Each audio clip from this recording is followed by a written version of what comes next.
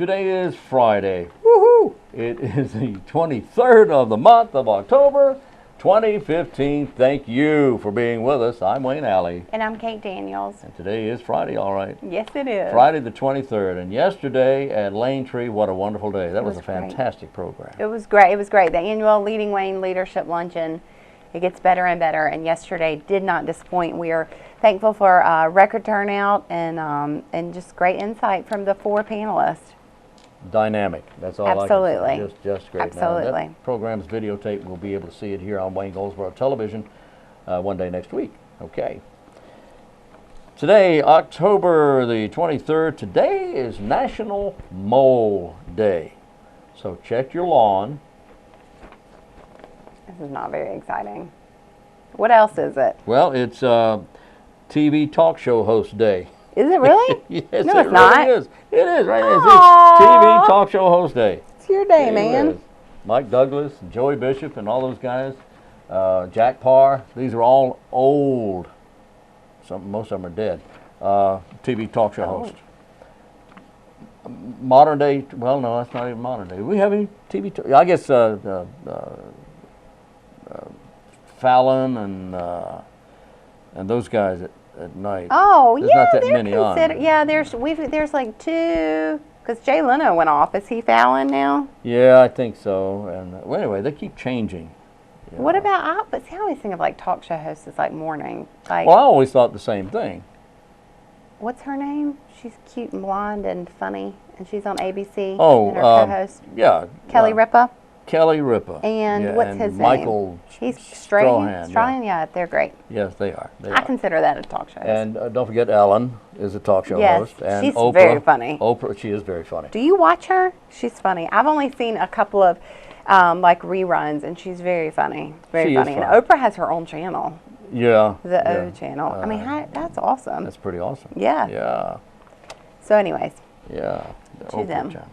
Okay, TV talk show host day. Congratulations. Today, the 23rd, Brooke Thies, Theis. I have no idea who that is, but she was on Beverly Hills 90210. She played Leslie Sumner. I don't know who that is. Okay. She's 46 today. Birthday today for Steve Wilder. He was Alex Bastian on Melrose Place. Okay. He's 45. John Huertas played Javier Esposito on Castle. He was a regular on there, on Castle. And he was also on Brad. He was Brad years and years and years ago on Sabrina the Teenage Now, I Witch. do remember that show. He played Brad, but he's all grown up now. He's 39 years old, and he's Javier Esposito on the TV show Castle. I like Castle. Okay. I like I've that not show. seen it. Oh yeah, it's a good show. Funny. It's not a comedy. It's funny? I was gonna say, it's not what? a comedy. It's kind of an action Okay. comedy, action drama Yeah. thing.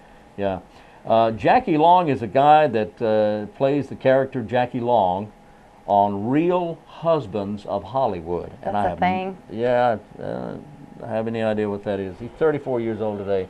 So happy Wow. everything. Wow. Okay. All right. Now it is Friday, so I guess we can get away with stuff today, can't we? We can. I hope so. Give us a pass. We'll do it again next week. Okay, that's right. Well, let's see. I'm just looking here. Don't forget now, if you want to change your Medicare plan, Part D is time to change. It's the open enrollment going on now, Monday, Tuesday, and Wednesday at the Senior Center. And you can get over there on Monday, Tuesday, and Wednesday at the Senior Center. Just walk in and have a seat, because there's a lot of advisors and counselors there to help you. It's absolutely free of charge, and you can get help if you want to change your Medicare Part D. If the prices have changed, they've gone up a little bit, you might be able to find a better plan and save yourself some money. Anyway, go talk to them. It may work out well for you. Hope so. Well, guess what? Coming up on November 2nd, which is Monday, after the time change. The time changes on Sunday, November 1st. You move your clocks back 1 hour, which means on that Sunday you get an extra hour of sleep if you tend to do that sort of thing. But at 4 o'clock on Monday, the City of Goldsboro is inviting everyone to downtown Goldsboro to a ribbon cutting on Monday, the 2nd of November at 4 p.m. to honor the completion of the Center Street Streetscape Plan project construction thing. The ceremony taking place downtown Goldsboro along Center Street between Chestnut and Mulberry. Now that is between the fire station and Cornerstone Commons. Between the fire station and Cornerstone Commons, that's where the celebration of the ribbon cutting is going to be. That's right. Just come on downtown. You won't miss it. Right, Mulberry and Chestnut. The ribbon cutting celebrating the completion of the entire streetscape project, which began actually in 2011 Right. with the renovation of the 200 block of North Center Street there at City Hall. What's amazing to me is that they did all this construction. This was major stuff. And when you include Kurt Keller out there playing around in the mud and digging up the artifacts and stuff, wasn't that amazing? That is, it really is special. Not one single business had to close because of construction. That's amazing. So our hats off to all the people in the planning, and the construction, and everybody involved with putting all that together. That was just amazing. The new streetscape features 3 roundabouts, a centerpiece fountain at Walnut, and sculptures at Chestnut and Mulberry Streets. I can't wait. That's just going to be fantastic. It is. And then we'll roll on into Downtown Lights Up. We've got a Christmas parade coming up on the first Saturday, December 5th. So great events going on downtown. And just a plug for the Christmas parade, if you or your organization or your business or whoever you're a part of wants to float in the parade, you can go to the Chamber's website, and we've got the Christmas, we've got a parade tab right there for you, front and center, and applications are out there now, and there are deadlines coming up in November, so be mindful of those, please, while we orchestrate. There's over 100 entries, so we want to make sure everybody's taken care of, accounted for, and that the lineup, everything goes smooth. So do us a favor and go online, get the application, call us with any questions. I'm going to try and mention something that I heard just a little while ago. I didn't write this down, but this information was given to me. You know, in North Carolina, we have 4 federal military cemeteries. In the entire state, there's only 4. Well, there will be 4. There will be. Will be 4. This one, we have one right here in Wayne County that was planned 10, 20 years ago, and it's now been built. It is completed. There will be a ribbon cutting ceremony on November 9th at 2 p.m. And to get to the new federal veteran cemetery here in Wayne County, you take Highway 70 east, go past Wilbur's, go through the light, and then take your next main road to the left, which is Long's Plant Farm Road.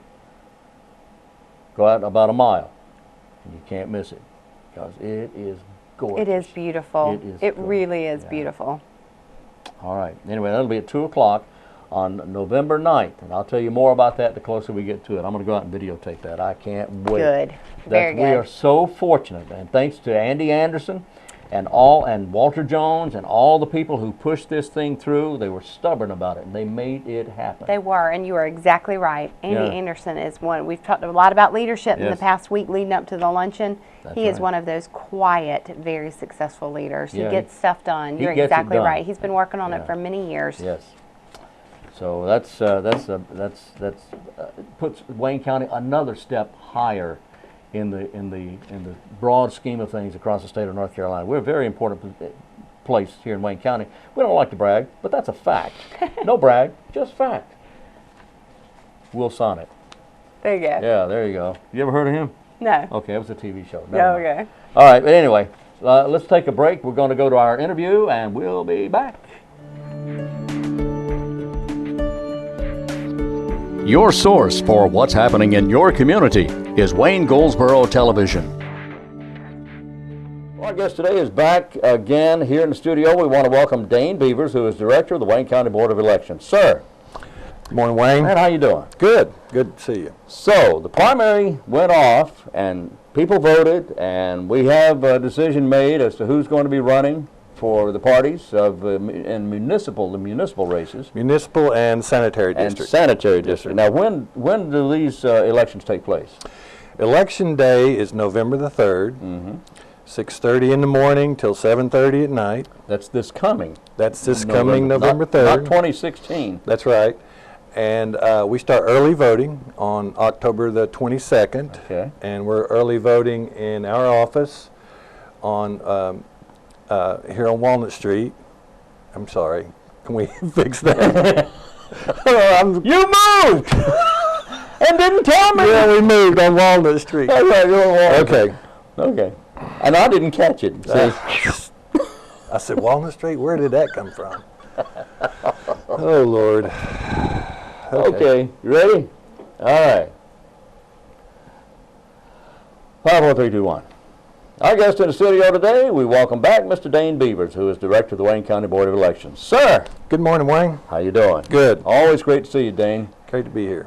We had, how was the turnout for the, we had a primary here recently in October for the municipal and sanitary districts. How did we do there? We had a primary. It only included Goldsboro, so there were no sanitary districts. Oh, I see. Okay. In this race, it was a primary for the city of Goldsboro only. And that was to determine who would run against whom in the mayoral race. And District 4. And District 4. That's Just right. those two That's right. positions. And how did we do? We had about a 7.8% turnout. Okay. We had a fairly common turnout. We don't typically get a big turnout Yeah. for municipal elections. Even for primary municipals, even That's lower. right. Yeah. Primaries are typically even lower. Yeah. It was about average, and we did narrow it down. We had a very close race in District 4 for the second place person who came in within a 2-vote spread. So we conducted a recount on District 4, and the numbers stayed the same.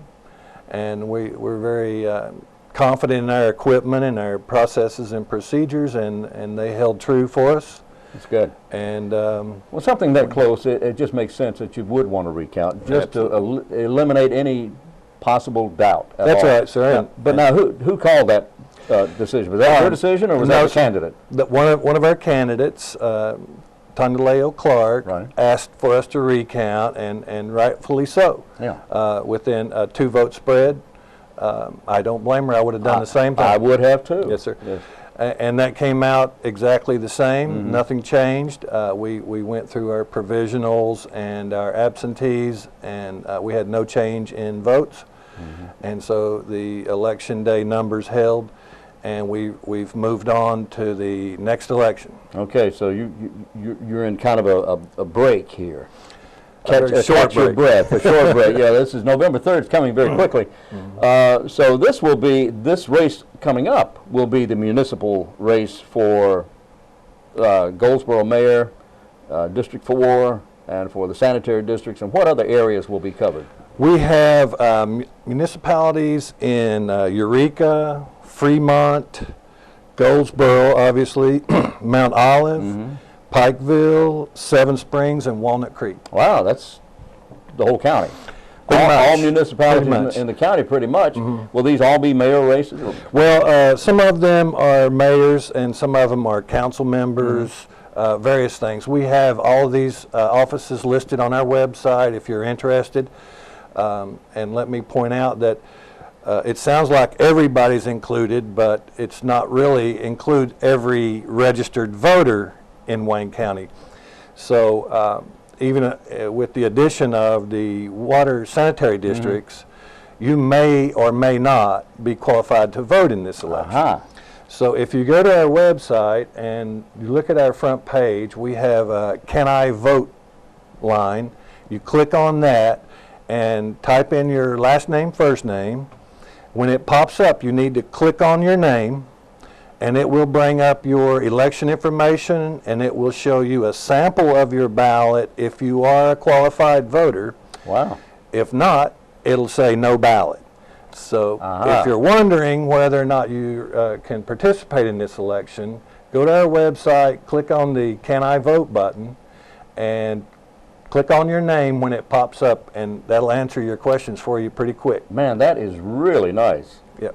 That will alleviate any of your concern about whether, well, do I vote or do I not vote, and how do I find out? You go to waynegov.com/BOE, Board of Elections. That's right. That's right, and there you are. And I'll tell you this, you have one of the busiest, most informative most put together web pages I've ever seen. You have so much information on there. We do have a lot, and because we deal with candidates and the voting public, we get a lot of questions around election time, and we try to answer all those that we can through our website, just to save time. Everybody wants to get answers really quick these days, and rightfully so. I understand it's a busy world. Oh, yeah.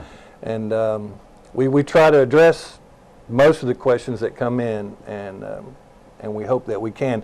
And a lot of times we find we need to add stuff, and we do update our website pretty much on a daily basis. Yeah. So, yeah, it's you're right on top of it. I'll say that. And anyone who has any questions about anything to do with voting in Wayne County, and that includes local races all the way up to presidential. that's right. You'll find that information on the website, waynegov.com/BOE.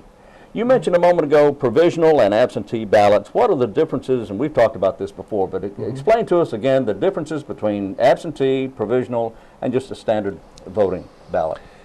Absentee voting pretty much encompasses two types of voting, a mail-in absentee and what we call early voting, or same one-stop voting. There's two different ways to describe it. It's basically the same. So one stop is actually an absentee ballot. One stop is considered an absentee vote, right?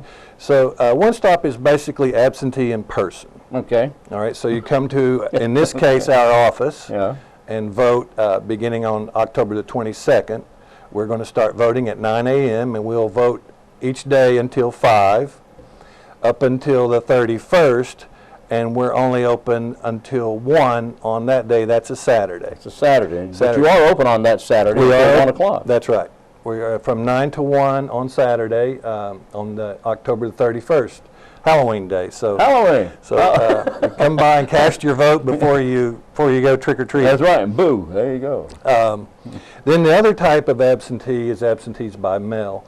Absentee by mail is for people, and anyone can request an absentee by mail. If you're not going to be in town, whatever, you won't be able to participate in our early voting or our election day, you can simply fill out a form and either mail it to us or drop it by our office, and you will get a ballot mailed to you in the mail.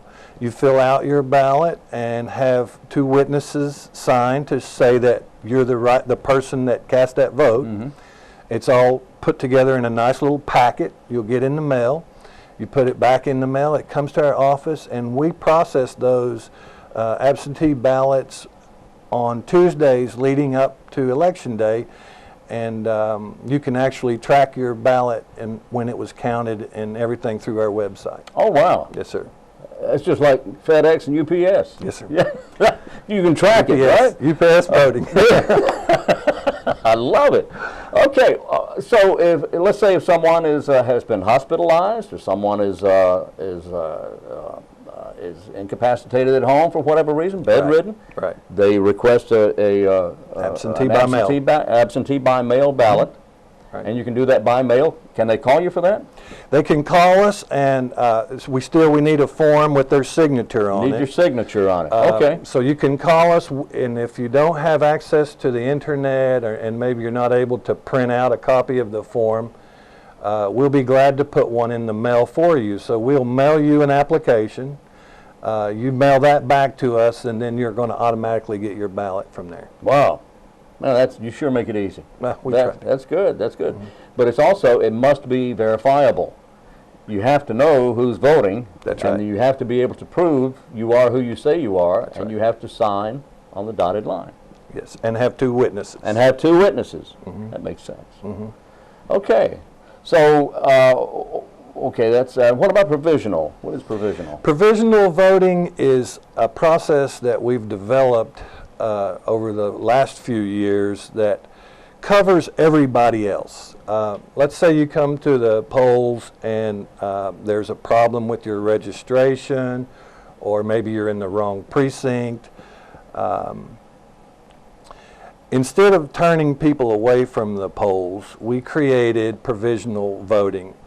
And what we do is we give you a ballot and we let you vote right there in the precinct, but your ballot does not go into the tabulator. It goes into a sealed envelope that's then returned to our office and presented to our board. And we do research prior to the board receiving the provisionals, and we do the research to determine why the provisional was necessary and whether or not that ballot is countable, acceptable or not. So we do all the background research to see what happened. Maybe it was a simple mistake. Maybe a precinct official made a mistake and didn't find your name on the computer, and so they gave you a provisional. We'll look it up. We discover that, yes, you are a qualified voter. We'll present that information to our board, and our board makes a determination whether or not to count the ballots. And obviously, if they decide that those are counted, we open those envelopes, and those ballots get fed through a tabulator just like everybody else. Okay. That's a lot of work. That's a lot of work, but it's necessary, isn't it? Because you don't want to go through all this and miss a vote that should have been counted. Absolutely. And you know, that's one of the things I like to point out, Wayne, is we hear a lot about fraud in voting and things like this, but we found, and I've been in the business for 30 years, and I found that 99.9% of the time, what people sometimes perceive as fraud typically turns out to be human error. Humans make mistakes. I've heard about that. I do every day, and you know, it's just a thing we deal with. Yeah. And the good part is we've created a system to deal with those issues. When they pop up, we have a process that will identify them and correct them. Yes. And that's the only thing you really can do. That's right. It is a good system. As far as I know, it's the best. Of course, I'm not familiar with all the systems, but this is the best one I've ever heard of, and it works. It works for us here in the U.S. of A. It does. Okay, then we get to our regular voting day, which is November 3rd, and you can the public can determine which precinct they belong to cast their ballot, to go and place their vote, simply by going to the web page. That's right, Wayne. Again, if you go to that same web page we talked about, Can I Vote button, click on that. It will tell you whether or not you're qualified to vote, and also tell you where you can go to vote. And if you don't have access to the internet or anything, you can call our office at 919-731-1411. Right.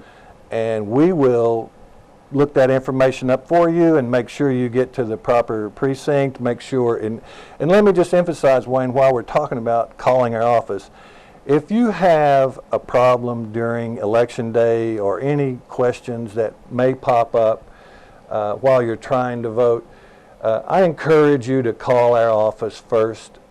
We're the people that can help you. We get a lot of folks that call us and tell us, so-and-so told me this, and I heard that, and this and that. Oh, yeah. And we find that does create a lot of confusion with the voting public. So instead of taking so-and-so's recommendation, call us, and we'll set you on the right track and make sure that your vote gets counted. Now, that's a fact. I know that you go to great lengths to make sure that everybody understands what they're supposed to do and how they're supposed to do it. We try. So whatever Uncle Bert said, you know, ask this man or ask the folks, and he's got a tremendous staff. You have a great staff over there. Thank you. Yes, I you do. certainly do, and I'm very proud of my staff, and they all work really hard, especially this time of year. We all cancel everything we do, social activity, and spend all of our time focusing on providing a good experience for our voters. Right.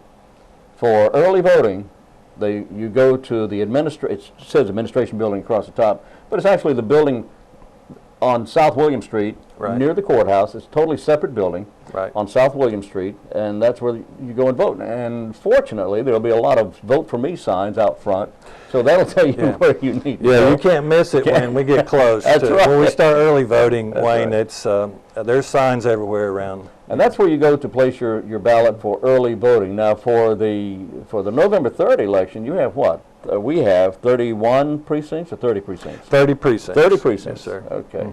And you go to waynegov.com/BOE to, if you have any question about it, to determine which precinct you go to place your ballot. Right. Now, once we go to place our ballot, if we go to place our ballot, and in fact here for early voting, there will be people politicking outside the building. What can they do? What can they not do? In the election Now, I'm business, not talking about the candidates necessarily, but I'm talking about people help working for the candidates. for the candidates. In election business, we call that electioneering, and it is allowed by law as long as you stay 50 feet outside of the entrance to the main election facility or voting facility.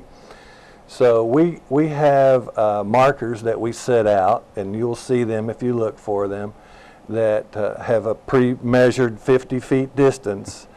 And the electioneers Whoa. are very familiar Of where these markers of where are. the markers are. And unfortunately, sometimes they get a little aggressive and they want to, make sure you're aware of their candidate. But once you're within that 50 feet marker, they are not allowed to approach you any longer.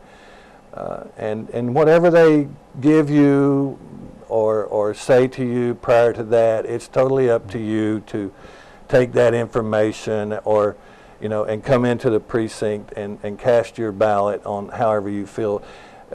You don't have to feel threatened or anything by these people. They're just there working for their candidates and trying to. If you go into the polling place and you're still undecided, they're there to try to help you make that decision. Now, that's very true, and that's the positive way of looking at this thing. Some people feel that these, and occasionally you're right, they do get a bit aggressive at times, but they're there to help their candidate win your vote. That's right. And you can't blame them for that. That's right. You just have to keep that in mind, and they're not going to hurt you or anything like that. They just want to win your vote. They want to sell their candidate, if you will. That's it. Maybe that's not a good choice of words, but they want to encourage you to vote for their candidate, and that's all they're trying to do. So they won't bother you. Just if you know your candidates, you know for whom you're voting, just smile and wave and say thank you very much. That's right. And just move on. That's it. Because once the voter gets into that 50-foot area, they can't That's right. get to you. They They're can't not talk allowed to to you. pass that mark. They're not allowed to pass that. They can talk to you because they do. They yell at you, and wave. Hey, vote for my man! That's right. That's right. But anyway, that's the American way. That's It what is. makes this country. That's one thing that makes this country great. It is. Is our election process. That's right. Okay, so where do we go after the November 3rd election? Once the mayors and everybody in the county is happy with their vote and happy with who won. Well, maybe not everybody, but somebody's not going to win. But once we go beyond that, what do we do next? Well, we've got some new things happening for 2016. I know. Lots of new things, yeah. Oh, yeah. The first big new thing starting in 2016 for the state of North Carolina is the requirement to present a photo ID at the polling place. Right. So when you come in to vote, you'll be required to present a photo ID with your picture on it that must resemble you. The laws are very clear, and we have been going through a lot of training to try to come up with a good plan for our precinct officials to implement these laws. And we've all been working really hard on this process. And I don't think it's going to be a big problem. I expect that most people will present their driver's license. And in fact, I think that it'll eventually speed up our voting process, because we do have some new technology we're working on that will allow us to scan your driver's license, and that will automatically bring up your voter history on our computers. Great. So again, that's going to be some technology to help us eliminate human error. Yeah. Because a lot of the times our problems arise when someone accidentally votes Tim Jones Jr. instead of Tim Jones Sr. Yeah. So the using the driver's license should help eliminate some of that. So there's good sides to it, and then some people still feel like there's problems with it, but like anything that's new, we have to work out the little wrinkles and try to get it down to a good system. But it's the law, and we're here to follow the law. That's what we're going to do, and we're going to try to make it as easy as possible on our voters as we can.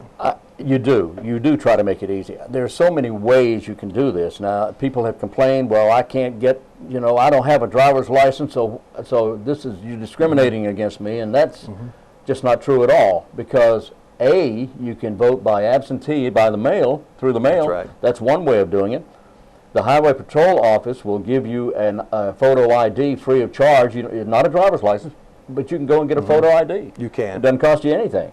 If you can't get out of the house to vote or to go get an ID card, vote absentee. Simply write this man a letter and say, I'm housebound or whatever. Or ask for an application form, and we'll mail you a form, or go online and print out an application for an absentee. Yeah, that's what I meant to say. And with an absentee application, you can vote from home. Yeah. So there's no excuse. That's right. And the photo ID will work. I think it will. I don't think it's going to be a big obstacle. Obviously, some people may have a problem because of difficulty obtaining an ID, but in the last couple of months, our legislators have introduced some new law in addition to the voter photo ID requirement that will address those issues for people that are unable to get an ID. And it will allow you to still cast your ballot, and all you have to do is fill out a form and indicate on the form why you were unable to get your ID, and we still let you vote. Personal opinion, I'm not as excited about that as our legislature is, but I think the photo ID is a great idea, but we'll see how that works out. Right, and I think it's the additional process is probably necessary there in the beginning of this, because I have run across some people that maybe didn't have a birth certificate or any way of obtaining an ID. So their thoughts there is to let's make sure we don't disenfranchise anyone in this process, and with that in place, I think we can accomplish that. Well, I hope so. I hope we can, and looking on the positive side, that's certainly a good reason, and I wouldn't think there would be that many anyway. No, I don't expect percentage-wise, it wouldn't be that many. Most of the people come in now with their driver's license in their hand and wanting to show it to us, and we're like, well, you don't really need that yet, but everybody's getting used to it already. Yeah, I do it. I've done it for years. All right. What about the North Carolina primary, presidential primary? Has that moved? The primary has moved. The primary dates now have moved to March 15th. How about and that? We finally nailed that down, and the governor signed it. Right. So it's law now, Law. and we get to move forward in preparations for that. Now, why was that important, Dane? For us, it was a big deal because we finished this November municipal election cycle, and we have to immediately start candidate filing on December 1st. And so it's very important for people who want to run for office. Their process starts several months before the actual election date. So once we nailed down the March 15th date, candidates were able to start planning their candidacy and planning to come in and file for office, file to run. So for them, it begins on December 1st. And for us, it begins the day after November 3rd. That's right, November 4th, you're right back at That's it. right, that's right. Also, I would have to think that it makes North Carolina a little more important in the presidential race in November 2016. I think that's the thinking, the thought behind the law change was to have more impact, because North Carolina is a large state, and we have a large voter base here. And typically in the past, our May election primary did not have a big impact on the preference elections for the president. So moving it up to May, I'm sure you're going to notice. To March. I'm sorry, to March. I'm sure you're going to notice on TV, starting in January, February, you're going to start seeing a lot more commercials because the presidential candidates and other statewide candidates are going to be start politicking for the March 15th election. For North Carolina's Yes, votes. Heretofore, that is in the past, in May, oftentimes, most of the time, the decision had already been made as to who the runners would be, who the That's candidates right. would be, and there's North Carolina hanging out there in May, and well, we're going to vote today, but we already know. We already knew that. We already knew then who it was. So this makes North Carolina a little more important to the candidates. So you're going to see a lot of politicking, a lot of requesting your vote from candidates on television, and probably moving through the area as well, I would think. That's right. All right. That's right. What have we missed? What do we need to add? Let me add one thing that's going on with Wayne County. We are looking for precinct officials for the 2016 election cycle, which will include the March race and most likely a May runoff sometime in May. Right. And then obviously our presidential election next November. We need to find people in Wayne County that are computer operators. The technology that we're implementing in the voting process has increased over the years. In every election cycle, we use more technology. Yeah. And we need people that can operate computers, laptops basically, people who can type proficiently, look up people's names, and follow some basic computer training.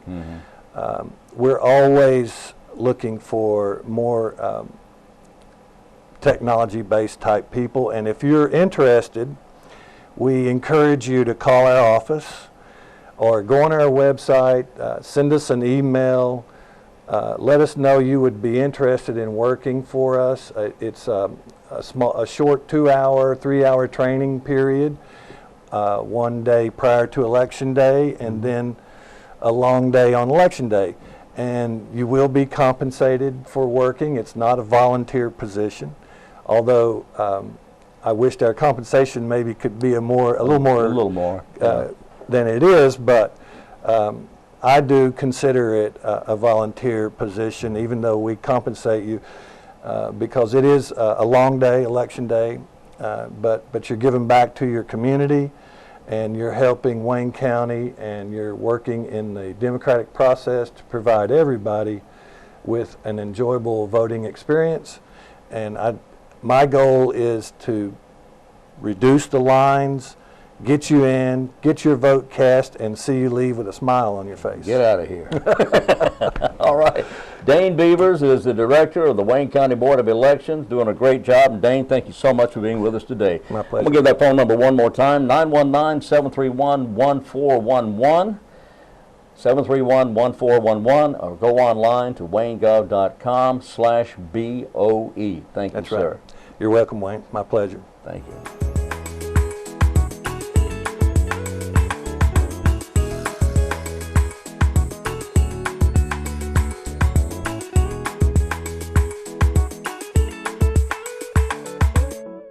And we're back on Wayne Goldsboro Television. Thank you for being with us. A quick reminder of where you can find the program, because if you're not looking right now, we're here and you're there. So run and turn on your television to Channel 10 for Time Warner Cable. Under the AT&T U-verse, which is another supplier of cable information, AT&T U-verse, you can find us on Channel 99. Okay, and we're Easy here enough. 24. That's right. Very simple. Easy breezy. All right, we're going to put our email pages up there on the screen right there now. So we'll put that up. There you go, right there. You see that? It says Wayne Alley at Wayne.Alley at waynegov.com. And what is yours? I can't read that. I am Kate D. at WayneCountyChamber.com. Now, if you have an event coming up anytime soon, we need at least 2 weeks. So send it 2 weeks in advance of your event. We'll announce it right here providing it's for a nonprofit organization. All right? So send it to one of those email addresses, and we'll be happy to respond on TV for you. All right? Let everybody know that you're having an event. That's right. 2 weeks in advance, please.